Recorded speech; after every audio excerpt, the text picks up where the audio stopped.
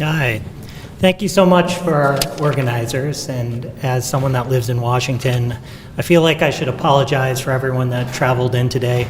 The weather's not usually this bad. It also rains sometimes too, so apologies, especially those from warm weather climates. As Juan mentioned, I recently wrote a piece in the Wall Street Journal, and the crux of that was that China is helping Myanmar's military build digital payment systems that could facilitate illicit finance flows at really a massive scale, including sanctions evasion. So before I talk more, I just want to back up for a second. Myanmar, or Burma, as it's also known, is not a country that's often at the center of our consciousness here in Washington, but it is a Southeast Asian nation. It borders India, China, Thailand, Laos, and Bangladesh. I was a U.S. diplomat there for about 5 years, so my knowledge is a little dated, but I am intimately familiar with the country. And since it gained its independence in 1948 from the British, the center of the country has really been under military domination, and the periphery has been in some state of civil war pretty much nonstop. In 2015, the military gave up partial power for a period of time, but then launched another coup in 2021, imprisoning Aung San Suu Kyi, the country's democratically elected leader, and really plunging the country back into isolation.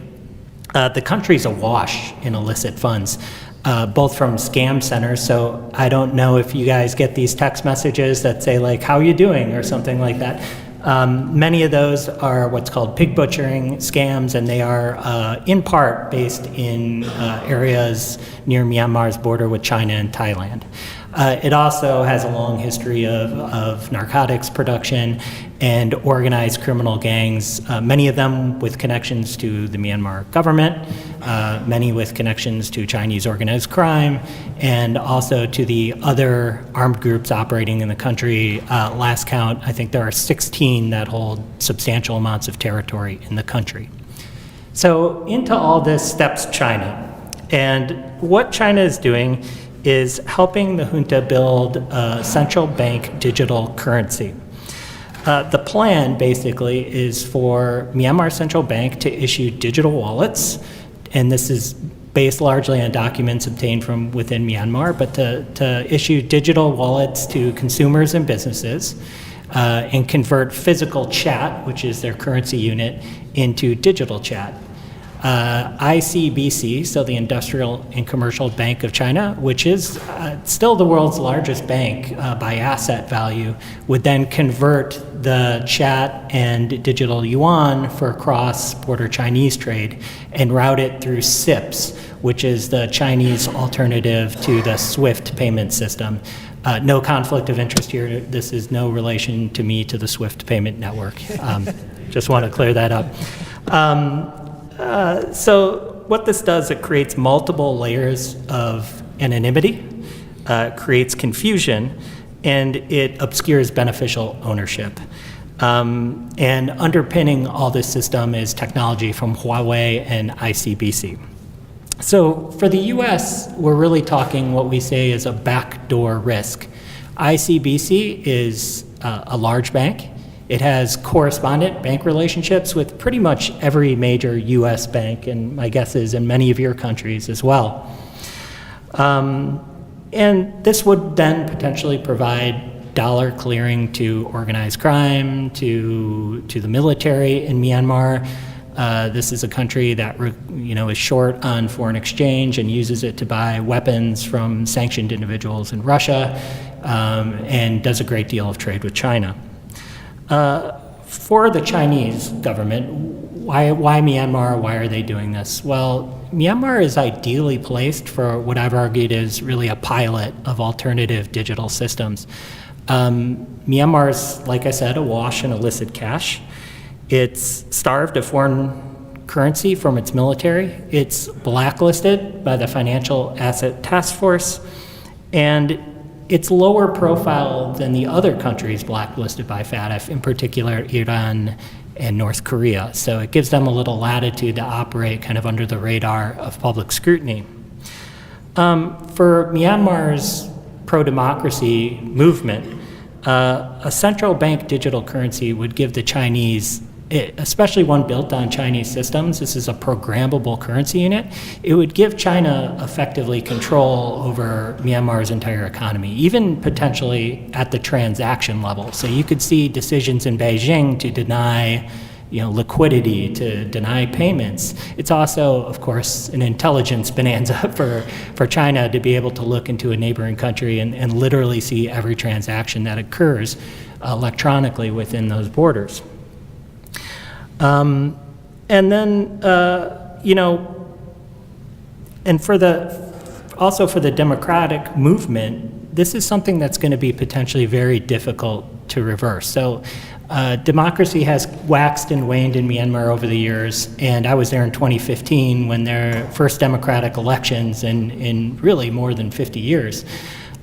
Let's say the pro-democracy movement does come back into power in some way, shape, or form into Myanmar.